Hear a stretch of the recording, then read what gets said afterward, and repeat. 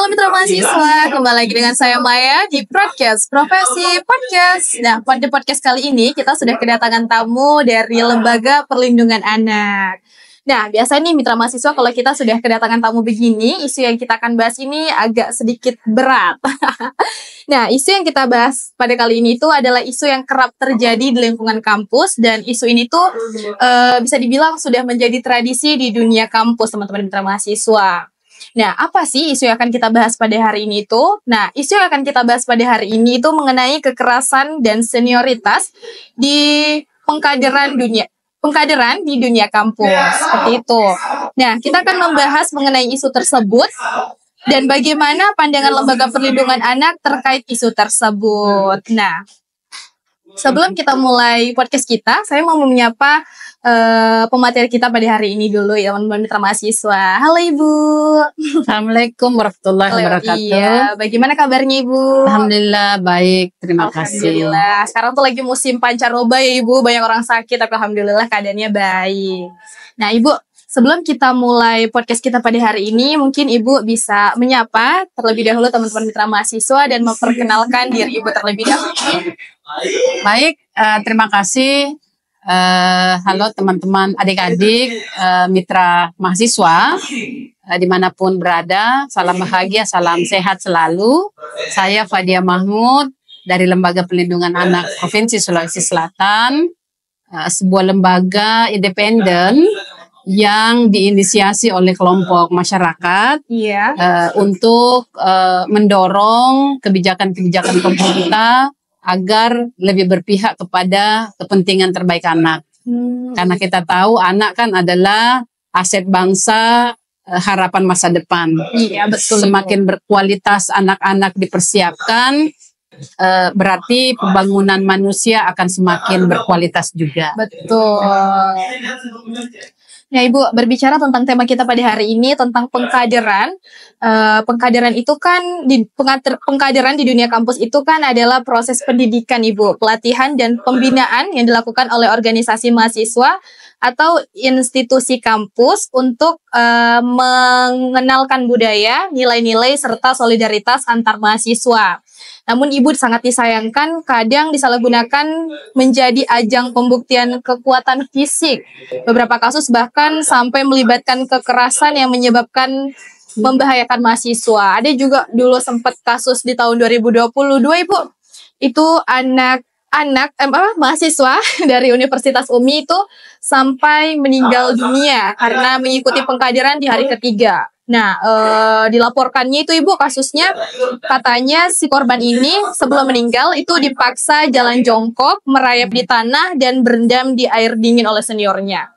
Nah, kemudian selain kasus itu Ibu, yang ada juga yang baru-baru terjadi ini di Universitas Negeri Makassar. Teman-teman juga pasti tidak asing tentang kasus ini. Di bulan Oktober lalu, yaitu kasus pemukulan di Fakultas Teknik. Ini kan ada mahasiswa teknik Ibu, ceritanya sedang pengkaderan. Nah, pada saat pengkaderan itu kan biasa ada posko-posko kan Ibu kalau pengkaderan. Nah, itu di situ si korban didatangi oleh salah satu senior dan dipukul Ibu oleh salah satu seniornya. Nah, dari pemukulan itu berakibat sampai ada seperti memar merah yang menggumpal di matanya. Sangat miris Ibu. Ngomong-ngomong Ibu, dulu waktu di zaman Ibu, ada juga nggak sih Bu yang namanya pengkaderan waktu Ibu kuliah dulu? Ya, saya kuliah di S1 itu sudah cukup lama sekali ya, sudah kurang lebih 20 tahun yang lalu. Kami di kampus kami juga mengenal orientasi dulu kita menyebutnya ospek begitu ya. Ibu, ospek. Selain pengenalan lingkungan-lingkungan di kampus, kita juga berinteraksi dengan kebijakan-kebijakan di kampus termasuk kakak senior. Iya, betul. Nah, memang acap kali terjadi karena senioritas dengan junior. Betul. Maka karena kan memang yang dibangun saya melihatnya di perguruan tinggi itu kan adalah ada akar masalahnya itu jelas sekali bahwa ada pola relasi yang tidak berimbang. Ya, karena pola hubungan kan, hubungannya antara senior dan junior karena mereka merasa sudah lebih lama daripada adik-adiknya, sehingga pendekatan yang mereka gunakan memang adalah pendekatan kekuasaan. Bu. Kekuasaan bila itu terjadi dan itu dibiarkan, pasti yang terjadi adalah ada pola relasi yang tidak berimbang. Tentu yang berkuasa adalah kakak senior. Yang dikuasai tentu adalah adik-adik kita yang junior. Iya. Karena kita tuntutan niatnya kita pada saat itu adik-adik kan ya harus kuliahnya baik, benar, kayak begitu. Sehingga apapun yang dikatakan oleh kakak senior biasanya itu selalu pasti kita dengarkan. Ya, betul. Tetapi tidak sedikit juga berujung seperti yang disampaikan tadi, itu tidak sering kali juga terjadi berujung dengan kekerasan dan kekerasan. Nah, pertanyaannya kita kan adalah sampai kapan kampus membudayakan budaya-budaya kekerasan ini?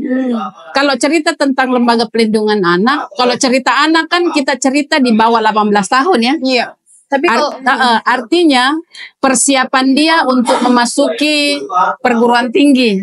Iya, Bu. Nah, kami itu dengan teman-teman mempersiapkan juga adik-adik kita, anak-anak kita yang usia di bawah 18 tahun itu supaya zero kekerasan.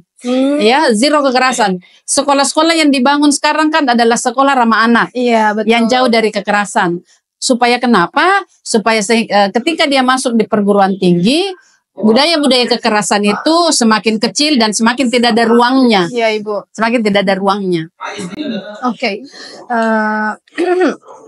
Tapi Bu, kekerasan ini kan bukan hanya terjadi di lingkup kampus ya Bu, bahkan kadang di SMP, SMA pun kadang terjadi, bisa disebut mungkin pembulian ya Bu, itu juga kerap terjadi. Nah, kalau di dunia kampus itu mungkin lebih lebih agak ekstrim, ada beberapa. Nah, bagaimana nih pandangan Ibu sebagai lembaga perlindungan anak tentang proses pengkaderan yang berujung pada kekerasan tersebut? Iya. Harus kita bangun perspektif dulu. Kekerasan itu merendahkan. Iya. Ya, kekerasan itu menghasilkan dampak negatif yang banyak. Iya, Ibu. Sama sekali tidak ada untungnya ketika kita mewariskan generasi-generasi dengan budaya-budaya kekerasan. Iya. Kekerasan dalam praktek senior junior misalnya, praktek bully kalau itu di sekolah, dan 1 minggu terakhir ini sangat banyak sekali praktek bully itu terjadi.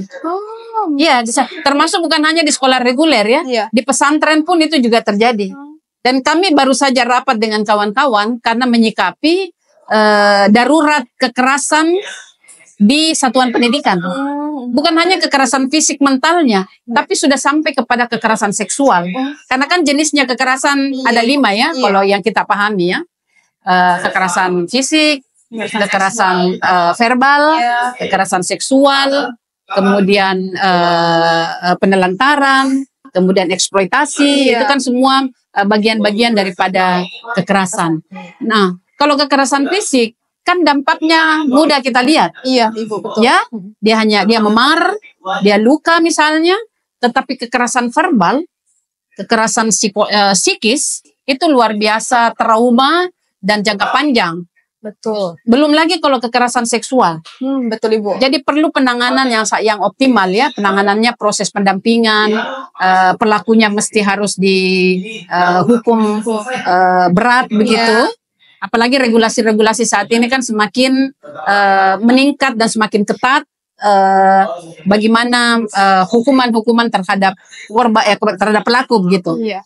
Nah, karena kekerasan itu tidak memberikan dampak positif bagi anak terhadap tumbuh kembangnya, maka kekerasan itu kita anggap pelanggaran terhadap hak asasi manusia. Momen ini menurut saya kami mengapresiasi adik-adik dari UNM karena momen ini dijadikan sebagai refleksi. Kami ini sekarang sedang merancang karena ada penyelenggaraan kegiatan namanya 16 hari anti kekerasan terhadap perempuan dan anak. 16 hari itu mulai dari tanggal 25 November sampai tanggal 10 Desember. Kenapa 10 Desember? Karena 10 Desember itu adalah Hari Hak Asasi Manusia. Artinya, jika terjadi kekerasan, maka pelanggaran, kita menganggap bahwa kekerasan itu adalah pelanggaran terhadap hak asasi manusia. Pelanggaran terhadap hak asasi manusia.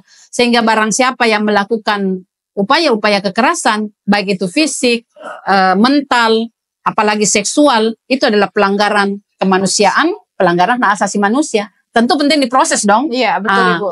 Kalau itu dijadikan budaya, saya sebenarnya tidak setuju ya. Iya. Pengkaderan di kampus itu penting untuk kita melakukan pemotongan generasi, pemotongan perilaku kekerasan, supaya adik-adik kita bisa belajar bagaimana cara menghargai kakak senior, Betul. bagaimana cara berkomunikasi yang egaliter dengan kakak senior, sehingga yang terbangun sebenarnya harus dilatihkan di mahasiswa adalah bagaimana membangun respect, saling menghargai.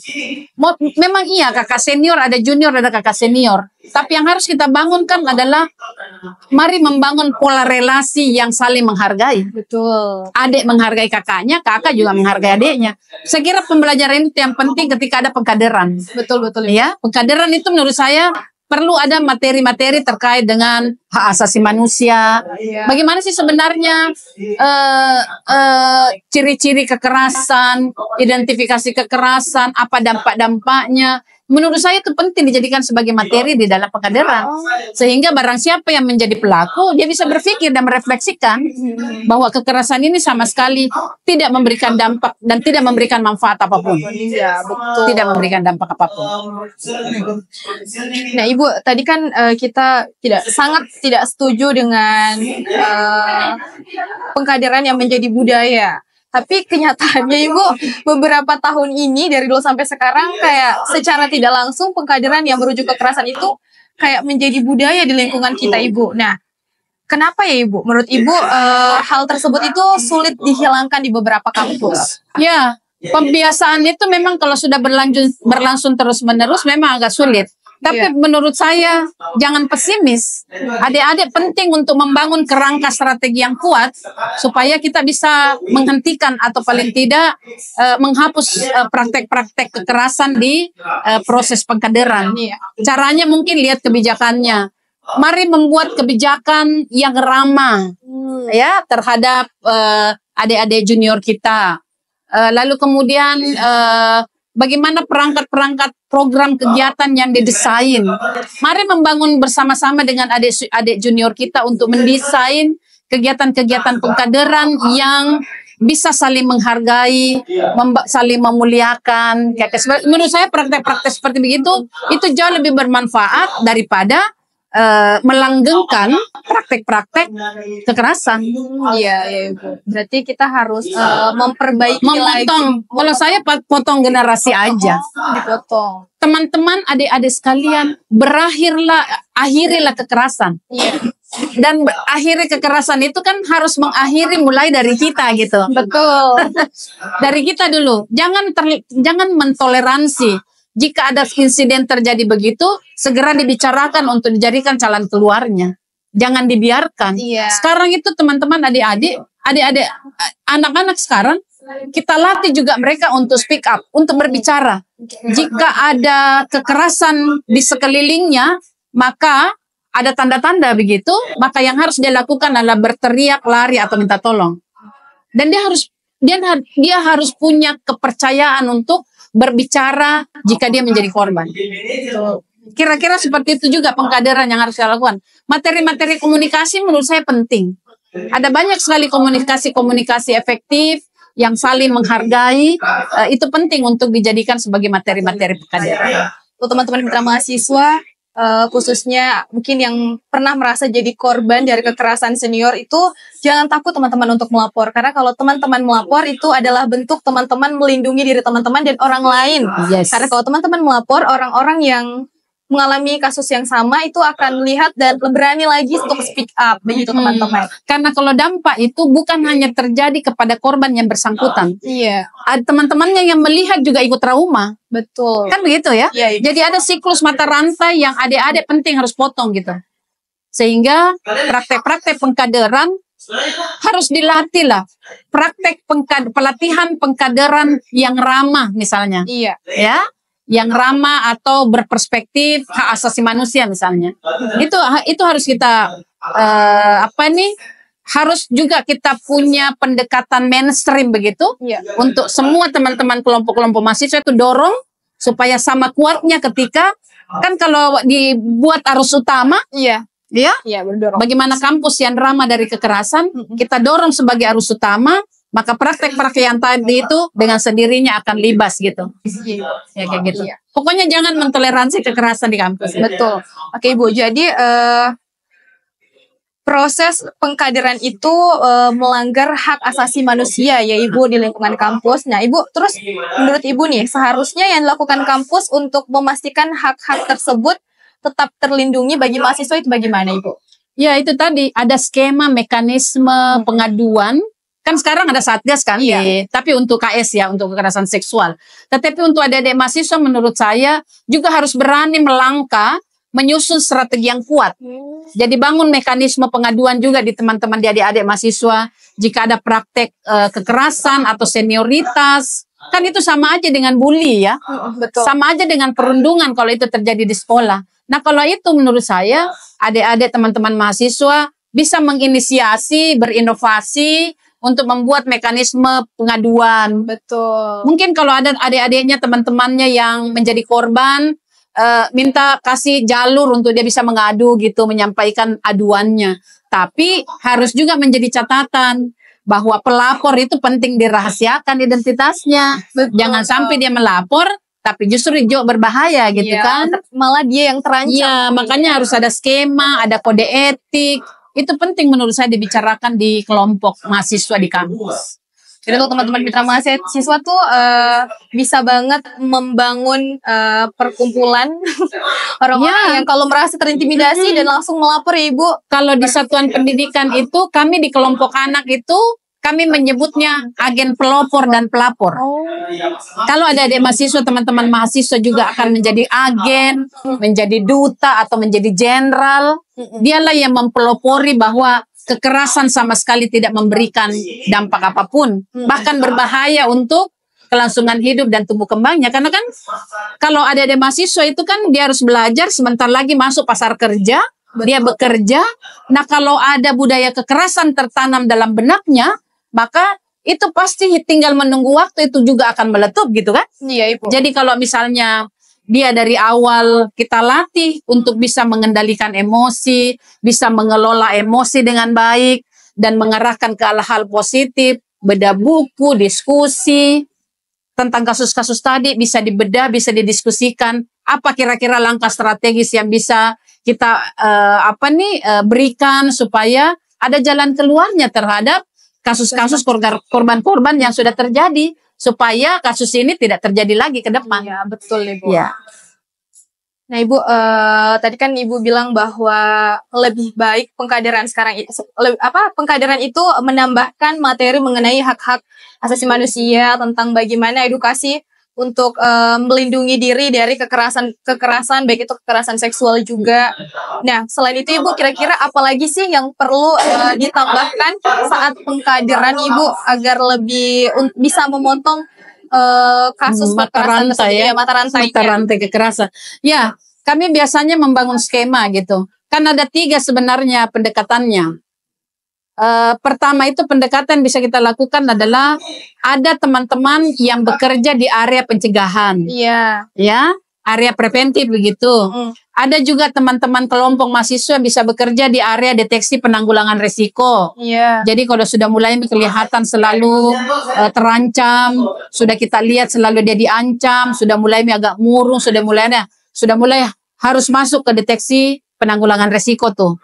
Lalu ada juga fase kelompok adik-adik mahasiswa yang bekerja di area penanganan. Kalau area penanganan itu berarti lebih banyak kan pendampingan. Iya, Ibu. Harus lebih banyak di situ. Jadi kalau pencegahan, apa manfaatnya kalau kita lebih banyak melakukan pencegahan? Yang pertama adalah aktor yang bekerja di sini itu berpotensi lebih banyak mahasiswa yang bisa bekerja. Iya. Yang kedua, sasarannya itu juga semua mahasiswa. Kalau di pencegahan, kita bisa ada forum, apa kegiatan-kegiatan di kampus? Ada forum diskusi, ada apalagi kegiatan ada kegiatan volunteer, ada pengabdian masyarakat. Kalau di pencegahan, ada banyak sekali materi-materi terkait dengan dampak-dampak kekerasan, itu bisa dipakai untuk melakukan pencegahan. Kita edukasi, kita kampanye, kita podcast, mengundang mahasiswa-mahasiswa untuk berbagi pengalaman. Mungkin yang menjadi korban kalau sudah mulai pulih dari traumanya, dia bisa berbicara. Iya. Begitu berbahayanya hidupku, begitu cemasnya hidupku Iya, Ibu, ketika betul. saya menjadi korban, dan saya sekarang menjadi move on dan menata hidupku lebih baik, dan saya akan mau ikut menjadi pelopor untuk mempelopori stop kekerasan di perguruan tinggi, ya gitu. Jadi pencegahan menurut saya ada banyak teman-teman, ada adik mahasiswa yang bisa mengambil bagian. Kalau deteksi dini, ini teman-teman adik-adik di sini yang bisa mendata, punya keterampilan untuk menangkap, di sana sudah mulai bisa lihat ada tanda-tanda kekerasan. Deteksi dini penting supaya kita mencegah dia menjadi korban, gitu kan? Iya, Ibu. Nah, kalau menjadi korban kan sudah tertentu nih orang-orang yang bisa terlibat. Iya. Mungkin yang punya keterampilan melakukan pendampingan, ya mungkin ke sini. Bisa membantu mendampingi, melaporkan ke teman-teman aktivis, bisa dampingi melaporkan kepada proses hukum misalnya. Betul, kayak gitu. Jadi 3 ini menurut saya bisa dimainkan oleh adik-adik mahasiswa. 3 skema yang sangat penting ya, Ibu. Iya. Nah, Ibu, apa nih harapan Lembaga Perlindungan Anak tentang pengkaderan di masa yang akan datang, Ibu? Mungkin lebih Jangan memberikan contoh kekerasan kepada adik-adik, tak. betul, karena menurun ya, Ibu. Karena adik-adik anak-anak itu dia itu punya pembelajaran, prinsip belajarnya itu dia adalah melihat contoh, meniru. Jadi kalau kakak-kakaknya mencontohkan hal-hal yang negatif, adik-adik tak pasti ikut. Supaya adik-adik tak nanti matang, terkelola emosinya, lalu dia masuk ke perguruan tinggi, maka yakin bonus demografi di 2045 pembangunan manusia di Sulawesi Selatan, kita akan menggaransi akan menjadi manusia-manusia yang tangguh, berkualitas, ya, dan mampu mengelola dirinya. Dia resiliensi gitu. Iya, Ibu. Gitu. Ya, Ibu. Jika Lembaga Perlindungan Anak ini diberikan kesempatan, Ibu, di masa depan menyusun panduan pengkaderan, kira-kira apa saja yang akan Ibu masukkan dalam panduan pengkaderan tersebut, Ibu? Ya, senang sekali sebenarnya jika adik-adik perguruan tinggi sudah mulai memikirkan tentang materi-materi, modul-modul apa saja. Dan yang paling penting diapresiasi adalah jika ada generasi-generasi baru di perguruan tinggi yang akan melakukan transformasi, bahwa kekerasan itu sama sekali tidak memberikan dampak apapun. Bahkan dampak negatif aja gitu. Ya, betul. Jadi mari menghentikan praktek-praktek kekerasan dengan cara apapun di kampus. Nah, kalau melalui pengkaderan, maka materi-materi yang paling mungkin bisa kita sarankan, dan syukur-syukur misalnya kalau Lembaga Perlindungan Anak diminta juga untuk berdiskusi pada penyusunan modulnya. Menurut saya materi-materi tentang hak asasi manusia, ya, bagaimana membangun respect, saling menghargai. Bagaimana pola relasi yang tidak berimbang itu kita bangun strategi daya ungkit supaya itu menjadi setara gitu. Betul, Ibu. Saling menghargai. Dan yang paling penting menurut saya yang harus kita bentuk di pelatihan itu kan adalah bagaimana keterampilan berkomunikasi. Iya. Kalau mahasiswa menganggap kita senior itu selalu yang terjadi kan bentak. Iya. Ya. Yang kalimat yang hanya dia tahu adalah ambil itu selalu ada banyak perintah. Betul. Nah, kalau keterampilan komunikasi efektif yang kita latihkan di pengkaderan, menurut saya adik-adik mahasiswa bisa terlatih bertutur dengan baik dan berperilaku dengan baik supaya praktek-praktek disiplin positif, perilaku-perilaku positif di kampus itu semakin banyak yang bisa dijadikan sebagai praktek-praktek pembelajaran gitu. Kira-kira gitu. Oke, Bu, terakhir mungkin untuk menutup podcast kita pada hari ini, ada pesan-pesan yang mau disampaikan kepada teman-teman mitra mahasiswa untuk lebih peduli lagi menjaga lingkungan yang lebih positif. Oke. Regulasi sekarang untuk pencegahan penanganan kekerasan di satuan pendidikan sudah ada aturannya. Yang kedua, maka adik-adik mahasiswa mari mengambil bagian. Iya. Mengambil bagian. Berhenti di adik-adik sekalian. Jangan diteruskan lagi kepada adik-adiknya berikutnya. Karena mewariskan kekerasan itu sama berarti kita akan mewariskan generasi-generasi yang rapuh, generasi-generasi yang tidak bertanggung jawab. Jadi kalau mau generasi tak cerdas, tangguh, berkualitas, maka wariskan lingkungan yang kondusif, ciptakan lingkungan yang nyaman dan aman, bebas kekerasan di di perguruan tinggi. Iya. Nah, teman-teman mitra mahasiswa, kita betul banget kata Ibu. Kita harus mengambil peran pada saat ini untuk menciptakan lingkungan yang lebih positif dan jauh dari lingkup kekerasan dengan cara kita sebagai senior, mungkin teman-teman yang sudah semester-semester angkat 5 itu memberikan contoh yang baik kepada adik-adiknya agar nanti adik-adik mahasiswa barunya itu tidak menurunkan tindakan-tindakan kekerasannya kepada mahasiswa baru berikutnya. Nah, pesan terakhir dari Ibu tadi menjadi closing dan akhir dari podcast kita pada hari ini. Saya mau mengucapkan terima kasih banyak Ibu untuk waktunya podcast bersama kami pada hari ini membahas ilmu yang sangat bermanfaat, dan saya juga mengucapkan terima kasih kepada teman-teman mitra mahasiswa yang selalu stay nonton podcastnya Profesi. Nah, untuk teman-teman mitra mahasiswa yang lain, jangan lupa like dan subscribe YouTube channelnya Profesi agar teman-teman mitra mahasiswa tidak ketinggalan podcast Profesi yang terbaru. Saya Agnes Arimayanti pamit undur diri.